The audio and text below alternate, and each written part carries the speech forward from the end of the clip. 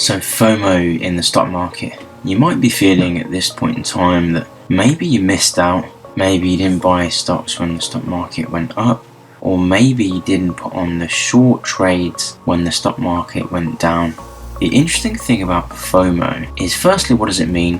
FOMO stands for fear of missing out, and typically a building sense of FOMO is when the outcome has gone against you in the recent past and you think, Jesus, I'm going to miss out on this because of what I've already missed out on. But that is predicated on logic, that one believes they know exactly what is going to happen next. Now, in the stock market, the truth is that nobody actually knows what is going to happen next. Often FOMO about things like the stock market, when you can see friends and other people you know maybe making lots of money on the sidelines seemingly easily, is one can actually feel like maybe they're being silly, or maybe they just need to lower their guards and just jump in and start buying. This is not always the best idea. Often feelings of FOMO can lead to rash decision making and can often lead to making poor decisions in the present time or in the future. So let's talk about why we get this FOMO about the stock market. Yeah, it's often linked to this idea that one could have easily made money if one had taken a different action in the recent past, mixed in with potential jealousy of seeing other people making money. But what it doesn't take into account is what would happen if the reverse was true, for example, of the recent stock market rally in April and May of 2020.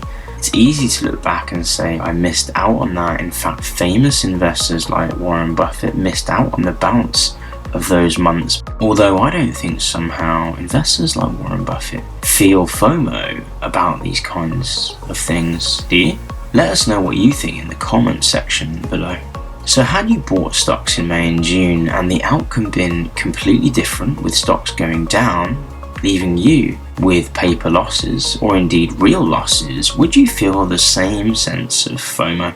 Let's go back to reality and let's compare now. Let's say you do know some people that went long in April and May and they made, some good money. Thing is, had they lost lots of money, would you be feeling the same thing?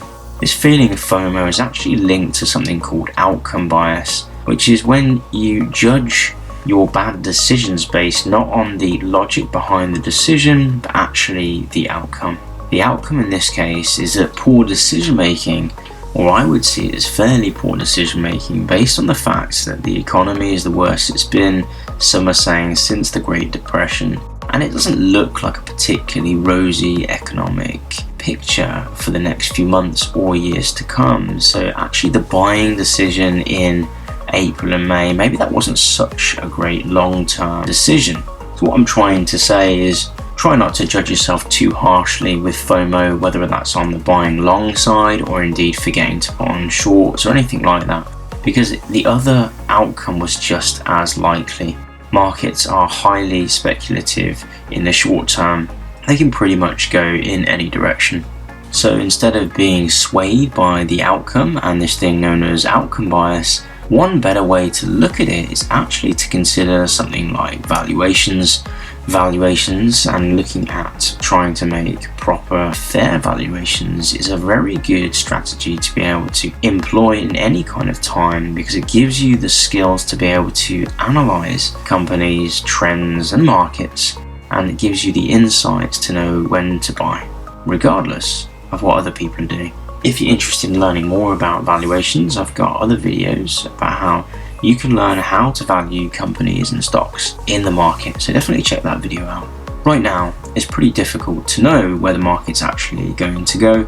Just remember that anyone that's too over leveraged or anyone that is too overexposed in one direction, just remember that when the tide goes out, those that have their trousers down get pretty humiliated, and in this case they may lose a lot of their capital. Do you have any FOMO? Let us know in the comments section below. Is there any particular stocks that you felt that you missed out on? Do you feel bad about it? What would you have done next time? And what are you doing right now? Let us know in the comment section below. Guys, and if you like this video, make sure to smash the like button. It really helps me in the YouTube algorithm. consider subscribing and hitting that bell notification icon button so you can get notified about my next upcoming videos. I've got lots of videos on finance and the economy and stock investing. I really enjoy making these videos, and I'll see you guys in the next one.